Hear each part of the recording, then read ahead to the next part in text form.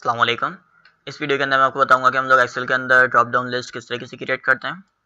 सबसे पहले हम लोग एक्सेल के ऊपर आ जाते हैं। अच्छा, एक्सेल के ऊपर हमारे पास यहाँ पे कुछ सीरियल नंबर हैं और आइटम नेम है। अब इन आइटम नेम के अंदर मैं चाहता हूँ कि जो मेरे स्पेसिफिक नेम है सिर्फ वही यहाँ पे इंसर्ट हो सकें, उसके अलावा कोई और नेम इंसर्ट ना हो। तो उसके लिए मैं क्या करता हूँ, मैं यहाँ पे रिस्ट्रिक्शन लगाता हूँ इस सेल के ऊपर, और एक चाहूँ तो एक ड्रॉप डाउन लिस्ट भी क्रिएट कर सकता हूँ, और चाहूँ तो मैं जस्ट रिस्ट्रिक्शन लगाता हूँ कि इसके अंदर जो है वो सिर्फ स्पेसिफिक नेम्स जो मैंने गिवन किए हुए हैं, जो मैंने उसको रेफरेंस दिए हुए हैं, सिर्फ वही इसके अंदर इंसर्ट हों, उसके अलावा ना हो। जैसे मेरे पास यहाँ पे शीट 2 के अंदर कुछ फ्रूट्स के नेम है, और मैं चाहता हूँ कि इन आइटम नेम के अंदर जो है वो जस्ट वही फ्रूट नेम इंसर्ट हो, उसके अलावा अगर कोई नेम इंसर्ट हो तो वो उसको मना कर दे। तो उसके लिए मैं क्या करता हूँ, मैंने जस्ट इस रेंज को सेलेक्ट किया। अच्छा, अभी आप देख सकते हैं कि यहाँ पे अगर मैं कोई भी टेक्स्ट लिखता हूँ तो उसने उसको एक्सेप्ट कर लिया है। मैं इसको डिलीट करता हूँ और मैं इसकी रेंज सेलेक्ट करता हूँ, डाटा के ऊपर जाता हूँ और यहाँ पे डाटा वैलिडेशन के ऊपर आ जाता हूँ। अच्छा, डाटा वैलिडेशन के ऊपर हमारे पास अभी फिलहाल क्राइटेरिया अलाउ का क्या दिया हुआ उसने, एनी वैल्यू के। अभी ये जो सेल्स हैं ये एनी वैल्यू एक्सेप्ट करेंगे।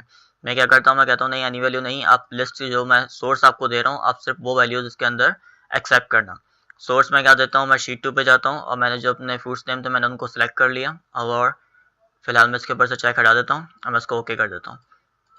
अच्छा, तो अब आप देख सकते हैं कि मैं यहाँ पे एप्पल लिखता हूँ तो उसने मुझे मना कर दिया। उसने क्या कहा, उसने कहा कि रिस्ट्रिक्टेड डाटा है और आपकी लिस्ट के अंदर जो है वो शामिल नहीं है, आप इस स्टाइल के अंदर ये वैल्यू इंसर्ट नहीं कर सकते। मैंने इसको रिट्राई किया और अब मैं यहाँ पे मैंगो लिखता हूँ। अच्छा, तो आप देख सकते हैं कि यहाँ पे उसने मैंगो जो है वो मेरा एक्सेप्ट कर लिया है। अच्छा, इसी तरीके से अगर मैं मैंगो की स्पेल जो है वो रॉन्ग लिखता हूँ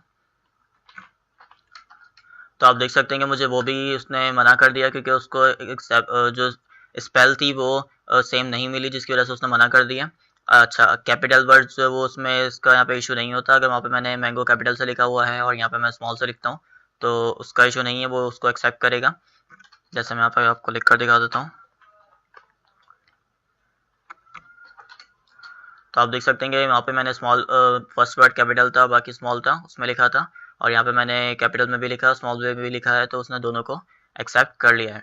तो जो लिस्ट के अंदर जो आपके पास वर्ड मौजूद होंगे वो सिर्फ उसी को एक्सेप्ट करेगा, उसके अलावा अगर कोई स्पेल में मिस्टेक करता है तो वो उसको एक्सेप्ट नहीं करेगा। अच्छा, अब अगर मैं ये चाहता हूँ कि यहाँ पे जो है वो मेरे पास एक ड्रॉप डाउन लिस्ट भी शो हो, ताकि जो मेरा यूज़र है उसको पता चल जाए कि इसके अंदर आप कौन कौन सी वैल्यूज़ है वो इंसर्ट कर सकते हैं। तो उसके लिए मैं क्या करूँगा, मैं इस रेंज को सेलेक्ट करता हूँ, डाटा वैलिडेशन के ऊपर जाता हूँ और जस्ट यहाँ पे मैं चेक लगा देता हूँ इन सेल ड्रॉप डाउन के ऊपर, और मैंने ओके कर दिया। अब आप देख सकते हैं कि जो मैंने यहाँ पे इसको सोर्स दी थी, जो 4 मेरे पास फ्रूट्स नेम आ रहे थे वो यहाँ पे अवेलेबल हैं, और उसमें से ड्रॉप डाउन लिस्ट में से मैं उनमें से किसी को भी जो है वो सेलेक्ट कर सकता हूँ।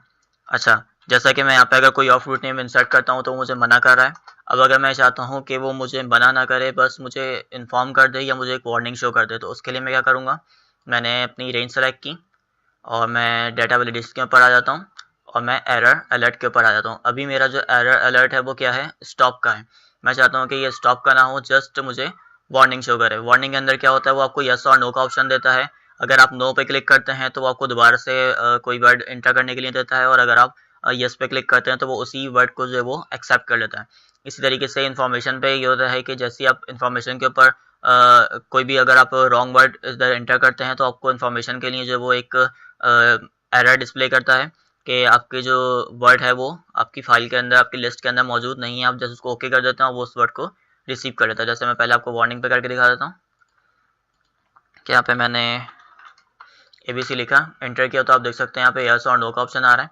अगर मैं नो करता हूँ तो मुझे दोबारा से टाइप करने के लिए कह रहा है, और अगर मैं इसको यस करता हूँ तो उसने वो वर्ड एक्सेप्ट कर लिया है। इसी तरीके से अगर मैं इंफॉर्मेशन सेलेक्ट करता हूँ तो इन्फॉर्मेशन के ऊपर वो मुझे जस्ट जो है वो ओके का मैसेज दे रहा है कि आप जो है वो ये वैल्यू आपके पास जो है वो लिस्ट के अंदर मौजूद नहीं है, और उसने बस आपको एक इन्फॉर्म किया है।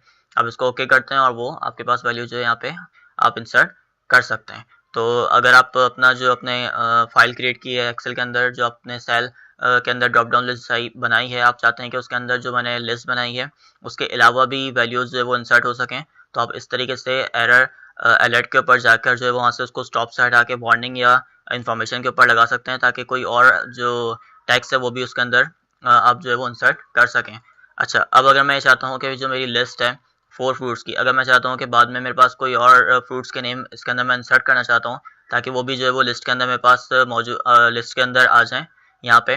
तो अब अगर मैं यहाँ पे एक और वर्ड फ्रूट का नेम इंसर्ट करता हूँ तो अब मेरे पास यहाँ पे 5 फ्रूट हो गए, लेकिन क्योंकि मैंने सोर्स जो है वो सिर्फ 4 की सिलेक्ट की थी तो यहाँ पे वो जो है मेरे पास अवेलेबल नहीं है। तो अब अगर मैं चाहता हूँ कि मैं कोई ऐसा काम करूँ कि मेरे पास जो सोर्स है वो ऑटो जो है वो इंक्रीज़ होती रहे, तो उसके लिए मैं क्या करूँगा, मैं डाटा वैलिडेशन के अंदर जाता हूँ। सबसे पहले मैं रेंज सेलेक्ट करूँगा, उसके बाद मैं डाटा वैलिडेशन के अंदर जाता हूँ और सेटिंग में, अच्छा ये जो सोर्स थी शीट 2 के ऊपर, यहाँ पे मैं क्या करता हूँ पूरा कॉलम सेलेक्ट कर लेता हूँ। अगर मुझे अपनी रेंज पता है कि मेरे पास मैक्सिमम 10 आएंगे या 15 आएंगे तो मैं उस रेंज को सेलेक्ट कर लूँगा। अदरवाइज़ अगर मुझे नहीं पता तो मैं यहाँ पे पूरी जो है वो कॉलम सेलेक्ट कर लेता हूँ। तो उससे क्या होगा कि इस कॉलम में जो कुछ लिखा जाएगा वो सब मेरी लिस्ट के अंदर ऐड होता जाएगा। मैं ओके कर देता हूँ। अब आप देख सकते हैं कि मेरे पास उन 4 फ्रूट्स के अलावा जो है वो एप्पल भी यहाँ पे अवेलेबल है। इसी तरीके से अब मैं यहाँ पे आके एक और फ्रूट नेम इंसर्ट करता हूँ और देखते हैं कि हमारे पास ड्रॉप डाउन लिस्ट के अंदर ऐड हो गया। तो आप देख सकते हैं कि यहाँ पे मेरे पास कोकोनट भी जो है वो इसके अंदर अवेलेबल है। तो इस तरीके से आप वहाँ पे जो है वो जो भी फ्रूट नेम या कोई भी टैक्स आप उधर इंसर्ट कराएंगे अपनी सोर्स की जो आपका एरिया था उसके अंदर, तो वो सारे जो है वो आपकी लिस्ट के अंदर जो है वो ऑटो ऐड होते जाएंगे। आई होप आपको ये वीडियो पसंद आई होगी। अगर आपको वीडियो पसंद आई तो आप हमारे चैनल को लाइक करें, सब्सक्राइब करें, और अगर आपकी कोई एक्सेल के अंदर कोई डिफ़िकल्टीज़ हैं, कुछ प्रॉब्लम्स हैं फार्मूलाज़ के हवाले से, तो आप हमारे साथ ज़रूर शेयर करें। तो इंशाल्लाह हम नेक्स्ट वीडियो में आपको वो चीज़ भी बता देंगे।